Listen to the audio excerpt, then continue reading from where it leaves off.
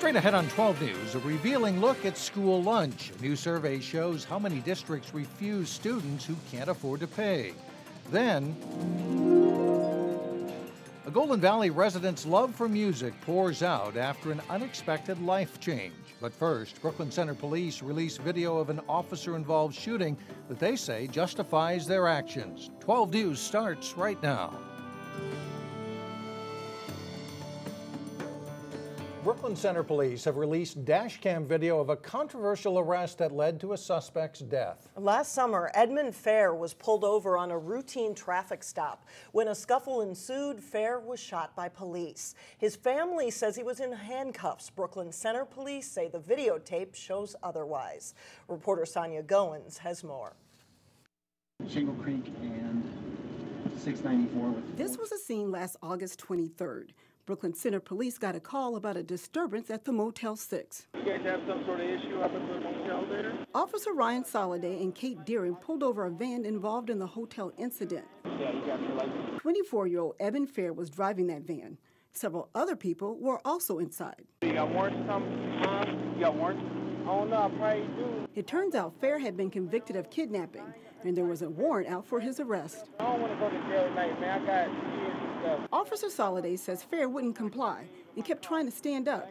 That's when Soliday says he tried to handcuff him, but he couldn't get a cuff around his left hand, leaving the one hand free. I'm not going to move. I'm not going to move and then like that. I'm just man, I don't want to go to jail, man. Put your hands behind your back. Police say Fair still resisted. Put your hand behind your back. You're going to get tased. Do it now. Officer Deering tasered Fair, but it was ineffective, and a struggle broke out between the officers and Fair. Now, it's hard to see what happens next, but police say Fair's left hand is loose, but Fair's family says police shot him while he was handcuffed. Don't move. Don't move. Brooklyn Center Police say Fair tried to grab one of their guns. Officer Soliday says he had no choice but to fire his weapon. Police say they handcuffed Fair after he had been shot, and he later died. Put your hands onto the side. Get your hands onto the side. Now, last year, a grand jury found that there was no evidence that the two officers broke the law. Meanwhile, Elizabeth Fair, Fair's mother, filed a civil lawsuit against Soliday saying he used excessive force. Now, Mike and Alex, I tried several times to contact her attorney, but he didn't return my phone calls. All right, thank you. Thanks a lot, Sonia. In other news, Brooklyn Park has approved new tax incentives for a proposed industrial development. A development group wants to transform a 15-acre site at West Broadway and Winnetka Avenue into two new industrial buildings. Brooklyn Park's Economic Development Authority approved more than $1 million in tax incentives to make the project happen. Those incentives involve the creation of a tax increment financing district, a tool that allows developers to divert property taxes to offset development costs. City officials say neither the EDA's or the city's budget would be impacted. A homeless shelter for youth is getting support from several local cities. Monday night, New Hope and Brooklyn Center approved financial backing for the project. Supporters hope to buy and renovate a fourplex apartment building in Brooklyn Park to serve youth in the Northwest Metro. Brooklyn Center Council member Dan Ryan says many homeless youth ride buses all night to avoid trouble because being on the street can quickly lead to big problems. What we've also learned from law enforcement, that these kids who are unable to be reunited with their families due to neglect, abandonment, abuse, they're approached quite often within 48 hours of being on the street, approached by sex traffickers, and thereby exploited. Ryan says state efforts for homeless teens are coming up short, so cities have to step in. Brooklyn Center approved $3,500. New Hope added $5,000. Supporters hope to have the Brooklyn Park shelter up and running by September. The conversation continued today at the Capitol about charter schools and how to hold them more accountable. The Senate Education Committee held a hearing to talk about charter schools, and Cassie Bonstrom was there and joins us now with more. Cassie? Yeah, Mike, today's hearing wasn't to make any decisions, but rather to learn more about the issues facing charter schools, including the growing number of them, increased attendance at charter schools, and the racial disparities. Lawmakers and stakeholders listened as presenters showed the extreme segregation between charter schools in the metro area. They also learned more about the correlation between kids living in poverty and then underperforming on tests. One advocate for charter schools says these are problems that schools must be held accountable for. Some of the schools have not demonstrated high academic outcomes on a consistent basis and should be closed because they're not helping the children in those communities. State Senator Terry Bonoff, who represents Plymouth, proposed a bill last session that would do just that and alert underperforming schools that they are in jeopardy of closing if they fall below the 25th percentile in performance for 3 years in a row. She attended today's hearing to show her support for change. We were a leader in the charter school movement. We were the first to start charter schools, but we haven't kept up with best practices. We don't go and say, well, what happens when they aren't successful? We have laws in place, but perhaps not with enough teeth in them. Senator Bonoff's bill did not pass last session, but she says the Education Committee will take another look at it this year as, of course, this conversation continues. Mike and Alex. All right, thank you very much. Well, it is down to 6 candidates to lead the largest school district in the state. The Anoka-Hennepin School District will choose from internal candidates as well as candidates from outside the state. Interviews take place tonight and Wednesday night. The school board then plans to select 2 or 3 finalists. The new superintendent will replace Dennis Carlson, who is retiring in June. A new report shows school children who can't pay for lunch are often denied hot meals. A survey of more than 300 public school districts found that more than half routinely deny low-income children a hot meal if their lunch account funds run out. Those 166 districts typically give students an alternative meal, such as a cold cheese sandwich. Another 46 school districts immediately or eventually refuse to feed students with insufficient funds.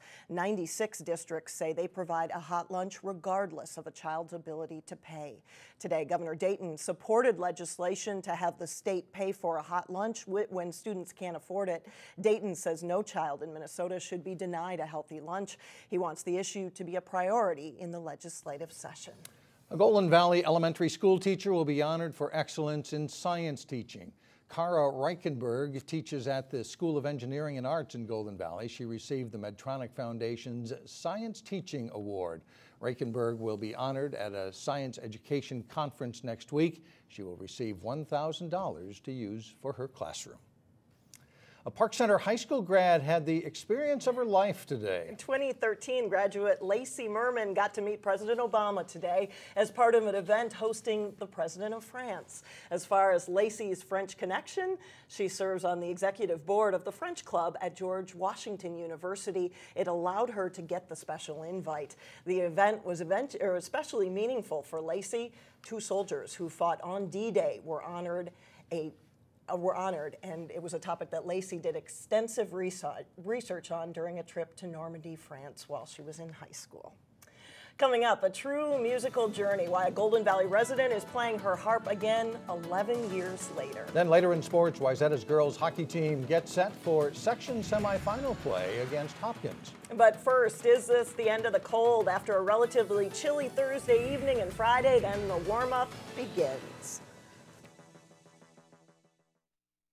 A cancer diagnosis can come as a shock to anyone and usually requires countless hours of hospital time. This week, Hennepin County Medical Center will open a newly remodeled and expanded cancer center aimed at providing patients with a more comforting experience. And in today's Health Check, Delane Cleveland introduces us to a cancer center volunteer who's giving back in her own special way. If there were ever a case of love at first sight, it was when Jancy Haley first encountered the harp. I saw a picture of it when I was 3 years old and always asked my parents to play it. Lessons followed several years later, and her passion eventually became a career. I had been principal harpist with the South Dakota Symphony for 25 years. But all of that changed in 2002 when she was diagnosed with pancreatic cancer. My first question was, how long am I going to be here? At that time, I had major surgery, and so physically and mentally, I couldn't play any longer. In fact, Haley hasn't played in 11 years. It was a very sad thing to have to give up my position, and so for 11 years now I haven't pulled the harp back. Yet she decided to end that 11-year hiatus to play at the grand opening of HCMC's newly remodeled Cancer Center. Anything I can do to help the center for what they've done for me, absolutely. It's a good warm feeling. Like the music that pours from the harp. Some things we tried to do in the remodel for patients is have a more welcoming, comforting feel. The Cancer Center was designed to provide patients with a sense of peace in everything from the artwork to the room designs. Our patients bring a lot of family members or friends with them. The rooms are more roomy to accommodate them. That's Haley's goal as well. Try to help wherever they need help. And I'm doing it because they were such a great team. This Golden Valley resident volunteers here as a way of giving back and saying thank you to the doctors who helped her become cancer-free. In doing so, it's been healing for me. I've become friends with my harp again. In Minneapolis, Delane Cleveland, 12 News. It's soothing for anybody. The remodeled Cancer Center has more than 4,000 additional square feet and 5 new exam rooms. It officially opens on Wednesday. Coming up, a Brooklyn Park author's long journey to getting published. But first in sports, plenty of time to prepare. After nearly 2 weeks off, the Hopkins girls hockey team will face Wayzata in section play. John Jacobson has a preview up next. Sounds like a pretty good girls hockey matchup Wednesday night, and you've got Hopkins and Wayzata playing, and they've met a couple times before. Right. Both games were close. A third time, we'll put somebody into a section final come Friday night. The section hockey playoffs continue Wednesday in the very competitive Section 6AA girls tournament. Wayzata's happy to be part of the Final Four. The Trojans beat Maple Grove 4-2 in the quarterfinals Saturday, pulling away with 2 third-period goals by Sophia Shaver. It was Wayzata's first playoff win since 2010, and the first time into the semifinals since 2008. Definitely a good win. Well, I thought we worked really hard all 3 periods, and we came out strong, and we just played how we usually do, and we used our speed to our advantage. From the players' reaction to the parents and the fans, and you know, it was loud and everybody was excited, so it was definitely, it was a fun game to be a part of, just with how excited everybody was to be there, and I'll use your word, it was intense, and that was a lot of fun. The Trojans will take on top seed Hopkins in the semifinals Wednesday. They split 2 games with the Royals this season and have built up a good rivalry. The teams know each other well. Just like Maple Grove, it's going to be very intense. We've won once and we've lost them once. Both games were really close and really aggressive. Hopkins is a great team, so we're going to have to bring all we got to win the game. Meanwhile, Hopkins had a bye in the quarterfinals and got to watch the Wayzata Maple Grove game from the stands. The bye means the Royals will have had 13 days between games after closing the regular season with an overtime loss to Maple Grove. They say that layoff won't bother them a bit. Not at all. We've had good practices, got some rest, so not at all. You know, we're excited. We've had a really good week of practice, and we've really been working hard, and we got to go watch the game on Saturday, so we're excited, and I think it's a good thing for us. Hopkins moved into the #1 spot in the state rankings down the stretch of the regular season, although they did lose 3 of their last 4 games. The Royals know they're in for another big challenge when they meet Wayzata. We got to get pucks to the net. You know, it all begins with shots to the net, and then we got to put the rebounds in and just play hard. We know them well. We know that they're going to play hard and they're going to be fast, they're going to be tenacious. So we'll be ready for them, and I know that they'll be ready for us. The Wayzata Hopkins game is at 5:30 at Parade Ice Garden Wednesday. It's followed by Benilde St. Margaret's versus Minnetonka at 7:30 p.m. You can watch the Hopkins Wayzata game Thursday night at 7 o'clock here on Channel 12. Local gymnasts compete in section meets this week. This week on our Sports Jam show, Jay Wilcox profiled 2 gymnasts who have helped this be a strong season for Park Center. Here's a clip from that story. 2 gymnasts with different backgrounds in the sport have helped lead the Pirates. 8th grader Alexa Masters is one of the former club gymnasts Natasha referred to, and in her first year in high school gymnastics has made a big impact. Junior Kanisha McClellan is in her 5th year as a Pirates gymnast and has come a very long way to become one of Park Center's better gymnasts. On vault, I feel like I'm doing better than last year. On beam, that used to be I used to hate the beam, but this year I'm doing way better. Last year, I used to never want to be on it. And then on floor, I'm learning a lot more skills. I love Kanisha. She's so fun and she's just so funny, and she really is a good teammate, and she has been learning a lot of new skills, and I'm really proud of her. Masters is happy with her choice to join the Pirates, and the team is too. When I first started, I didn't think it was going to be like club. I didn't think I was going to make friends very easy here, and I felt like it wasn't going to be like a family scenario, but it really is. These girls have grown to be my sisters. Watch the rest of that story and more on Sports Jam. It's on through Wednesday evening here on Channel 12 and our website, 12.tv. Hopkins at Osseo boys basketball live on Tuesday night at 7 o'clock here on Channel 12. All right. Another good one. All right, thanks. Up next, a Brooklyn Park author's dream come true. Well, it took years for this author to get published and how she finally made it happen. We'll be right back. And finally, a follow-up story now on a Brooklyn Park romance novelist who we first met in 2009. Tamara Hughes is working on her 5th novel right now, but getting a book published is a story in itself. There had to be more to life than this. Rebecca Bailey trudged up the last step. When we first met Brooklyn Park author Tamara Hughes 5 years ago, she was trying to get enough votes in a magazine contest to get her historical romance novel published. Hughes ended up finishing 2nd in that contest, and her manuscript sat for years. I was getting to the point where I was thinking this was not going to happen for me. This week, 9 years after writing Once Upon a Masquerade and numerous revisions and rewrites later, Hughes finally got her book published. There are those that write a book and go, oh good, I can sell it now, and they probably need to learn. You probably need those 5 to 10 years to really get your craft done well. Hughes describes the book's Victorian-era plot as a Cinderella murder mystery and romance. Now that it's available as an ebook and soon in paperback, the words of Tamara Hughes will finally find an audience. I'm very proud of the book. I think it's a good book.